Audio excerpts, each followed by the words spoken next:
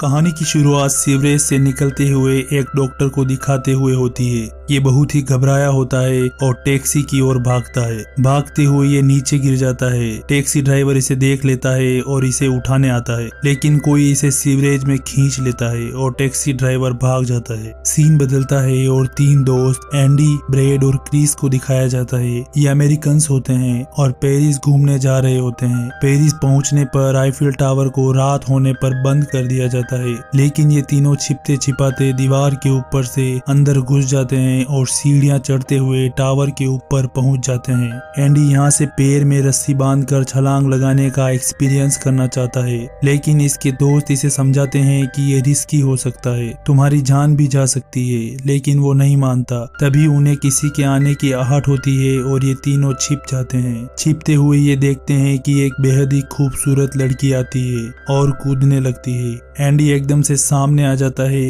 और उसे कूदने से रोकने लगता है, लेकिन वो नहीं मानती और कूद जाती है। एंडी भी कूद जाता है। वो दोनों तेजी से नीचे गिरने लगते हैं। एंडी लड़की के नजदीक पहुंच जाता है और उसके पैर पकड़ लेता है। तभी एंडी के दोस्त रस्सी पकड़ लेते हैं और एंडी लड़की को आहिस्ते से नीचे लैंड करवा देता है, लेकिन उसके हाथ में उसकी जूती रह जाती है और एंडी रस्सी के कारण वापस ऊपर की ओर जंप होता है और टावर के एक हिस्से से टकरा जाता है। अगले सीन में वो हॉस्पिटल में एडमिट होता है और जैसे ही उसे होश आता है उसके दोस्त उसके सामने होते हैं। एंडी वापस उस लड़की को खोजने के लिए जाने लगता है, क्योंकि उसे लगता है कि कहीं वो फिर से आत्महत्या की कोशिश न करे। उसके दोस्त उसे रोकते हैं और आराम करने की सलाह देते हैं। एंडी अपने दोस्तों को कहता है कि उसके हाथ में एक खत था, उस खत से हम उसका एड्रेस पता कर सकते हैं। ब्रेड और क्रिस आईफिल टावर के नीचे आते हैं और उस खत को ढूंढने की कोशिश में लग जाते हैं। इसी दौरान हॉस्पिटल में एंडी को वो लड़की दिखाई देती है और वो उसके पीछे भागता है।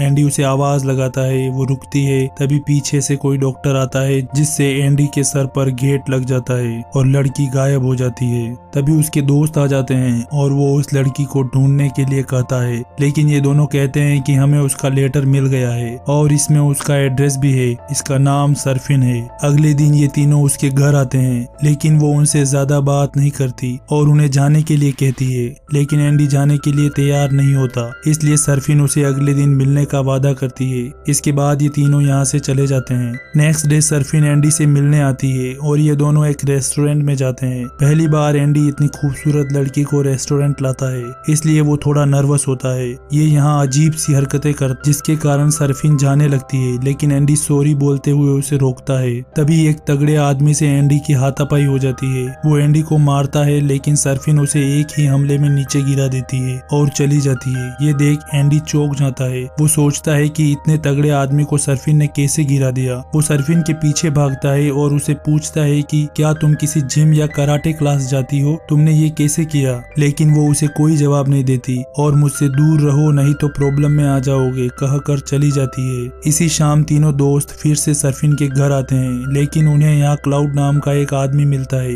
वो कहता है कि सरफिन मेरी बहन है और वो पार्टी में गई है। क्लाउड इन्हें इनकी फुल मून चैरिटी पार्टी में इनवाइट करता है। ये तीनों सरफिन से मिलने के लिए पार्टी में आ जाते हैं। अंदर इन्हें कई नशेड़ी लोग मिलते हैं, लेकिन सरफिन इन्हें नहीं मिलती। ब्रेड उसे ढूंढने वापस उसके घर आता है, लेकिन बेल बजाने पर कोई दरवाजा नहीं खोलता। तभी ब्रेड को बेसमेंट का एक रास्ता दिखाई देता है। ब्रेड जाली हटाकर अंदर आ जाता है। यहाँ सरफिन एक जेल में बंद होती है। वो कहती है कि मुझे अकेला छोड़ दो और चले जाओ। वो एंडी के बारे में पूछती है तो ब्रेड कहता है कि वो क्लाउड की पार्टी में तुम्हारा इंतजार कर रहा है। ये सुनते ही सरफिन कहती है कि वो खतरे में है, तुम जल्दी से उस चाबी से दरवाजा खोलो, उन्हें वहाँ से निकालना होगा। ब्रेड भी साथ आने लगता है, लेकिन सरफिन उसे बेहोश करके जेल में बंद करके चली जाती है और सीधा पार्टी में आ जाती है और एंडी को एक गुप्त रास्ते से बाहर निकालने लगती है। क्लाउड उनका पीछा करता है और उनके पीछे पीछे क्रिस भी चला जाता है। दूसरी तरफ जेल में बंद ब्रेड अपने कपड़े उतार कर उन्हें आपस में बांध कर चाबी के नीचे फेंक देता है और जूते से चाबी को गिरा कर उसे कपड़ों पर ले लेता है और पास में खींचते हुए लॉक खोलकर बाहर आ जाता है। बाहर आते ही वो सामने पर्दे के पीछे किसी की आवाज सुनता है। पास आकर देखने पर उसे एक पैर कटा हुआ भेड़िया दिखाई देता है। भेड़िया उसकी ओर बढ़ने लगता है। ब्रेड अपनी जान बचाकर यहाँ से भाग जाता है। इधर सरफिन एंडी को एक गुप्त रास्ते से भगा देती है और हम देखते हैं कि पार्टी में पूर्णिमा की रात होने के कारण क्लाउड के साथ ही भेड़िए में बदलने लगते हैं और साथ ही सरफिन भी चांद को देखकर भेड़िए में तब्दील हो जाती है और उस गुप्त रास्ते में चली जाती है।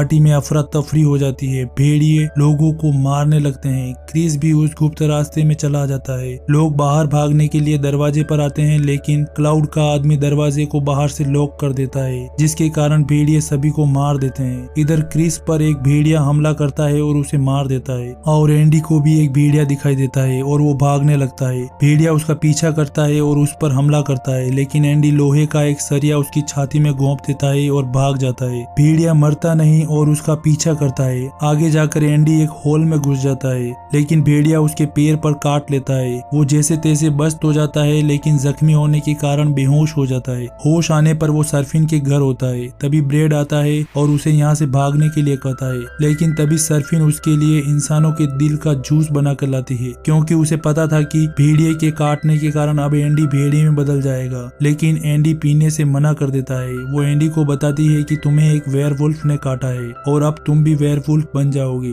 लेकिन एंडी इस बात को नहीं मानता। तभी वो सर्फिन की मदर को देखकर चौंक जाता है, क्योंकि वो मर चुकी थी और उसे दिखाई दे रही थी। एंडी यहाँ से भाग जाता है और ब्रेड उसे भागते हुए आवाज देता है। तभी क्लाउड उसे पकड़ लेता है और उसे किडनैप करके अपने साथ ले जाता है। अगली सुबह जब एंडी उस पार्टी वाली जगह पर आता है तो यहाँ पुलिस कई लाशों को ले जा रही होती है। तभी एंडी को अपने दोस्त क्रिस की लाश दिखाई देती है और वो बहुत दुखी होता है। पुलिस उसे पूछताछ करने अपने साथ ले जाती है। जब एंडी उन्हें पूरी स्टोरी बताता है तो वो उस पर बिलीव नहीं करते और सोचते हैं कि एंडी ने ड्रग्स का सेवन किया है, इसलिए ऐसी बहकी बातें कर रहा है। उसका ड्रग टेस्ट किया जाता है और इंस्पेक्टर उसके पीछे एक डिटेक्टिव लगा देता है, जो हर वक्त उस पर ध्यान रखने लगता है। जब एंडी अपने घर जा रहा होता है तभी उसे अपनी बॉडी में कुछ बदलाव महसूस होने लगते हैं। वो रेस्टोरेंट जाता है और पागलों की तरह चिकन को खाने लगता है। यहाँ एंडी एक खूबसूरत लड़की एमी पिंच को देखकर इम्प्रेस हो जाता है। वो लड़की भी अमेरिकन को देखकर इम्प्रेस हो जाती है। दोनों साथ में लंच करने लगते हैं और इसी के साथ डिटेक्टिव भी उस पर नजर रखे हुए था।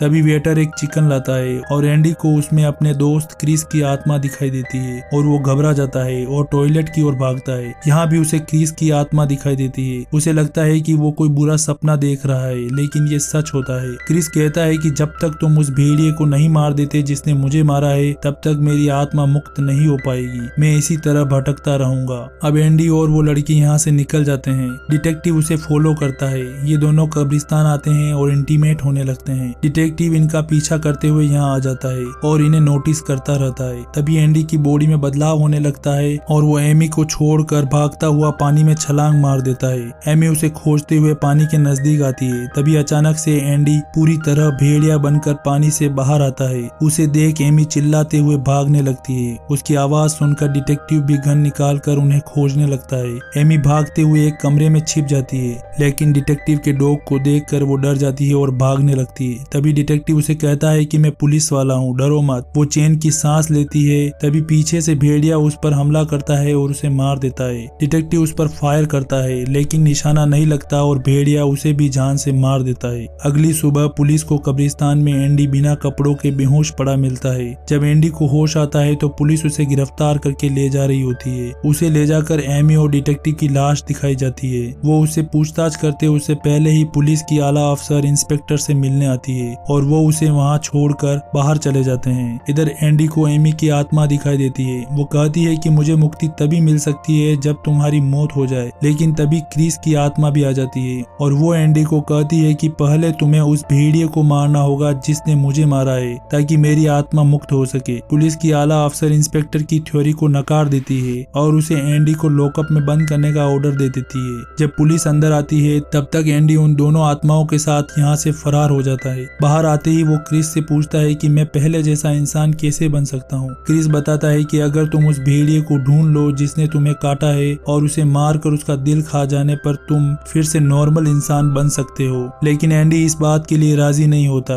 क्योंकि उसे लगता है कि उसे सर्फिन ने काटा है और वो उसे चाहने लगता है, इसलिए वो सर्फिन को मारने के लिए कभी राजी नहीं होता। तभी एमी एंडी को मारने की कोशिश करती है, लेकिन क्रिस उसे बचा लेता है। एमी क्रिस से बहस करने लगती है कि तुमने इसे क्यों बचाया, इसके मरते ही मुझे मुक्ति मिल जाती। क्रिस कहता है कि मुझे इसकी जरूरत है, ये उस भेड़िए को मारेगा जिसने मुझे मारा है, तभी मुझे मुक्ति मिलेगी। तुम्हें अपनी मुक्ति के लिए इंतजार करना होगा। इसी बहस के दौरान क्लाउड और इसके लोग एंडी को किडनैप करके ले जाते हैं और अपने अड्डे पर ले आते हैं और उसे भेड़ियों के झुंड में शामिल होने के लिए फोर्स करते हैं। एंडी कहता कहता है कि मुझे सोचने के लिए वक्त की जरूरत है। अब वो एंडी को एक कोठरी में ले आते हैं। यहाँ पर उसके दोस्त ब्रेड को बांध कर रखा होता है। वो एंडी को उसे मारने के लिए फोर्स करते हैं, लेकिन एंडी इसके बदले क्लाउड और उसके आदमियों पर हमला कर भाग जाता है। आगे रास्ता बंद होने से वो सभी उसे घेर लेते हैं। तभी सर्फिन आती है और उसे यहाँ से भगा कर ले जाती है और उनसे पीछा छुड़ाने के लिए वो खुफिया रास्ते में आग लगा देती है। यहाँ से ये दोनों पानी में कूदते हैं और सर्फिन के घर पहुँच जाते हैं। यहाँ वो एंडी को अपने सौतेले पिता से मिलवाती है, जो कि एक वेयरवुल्फ है। वो पूरी कहानी बताती है कि उसके पिता एक डॉक्टर थे।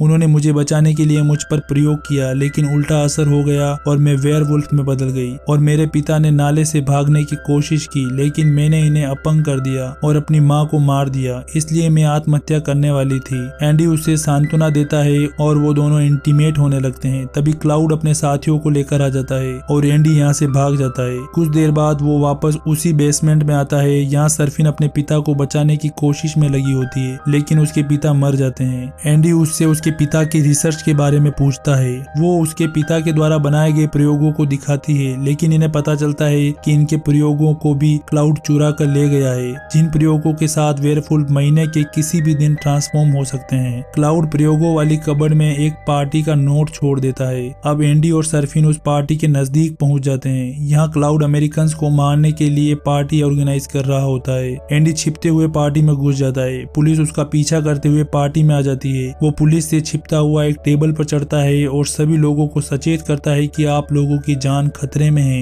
लेकिन कोई भी उसे सीरियस नहीं ले रहा था। तभी पुलिस उसके नजदीक पहुंच जाती है और उसे अरेस्ट कर लेती है। क्लाउड और उसके कुछ साथी काले कपड़ों में आते हैं और क्लाउड सभी अमेरिकन्स को पार्टी एंजॉय करने के लिए कहता है और इसी के साथ उसके साथी उस प्रयोग को अपनी बॉडी में इंजेक्ट करते हैं ताकि वो भेड़िए बनकर नरभक्षी बन सके।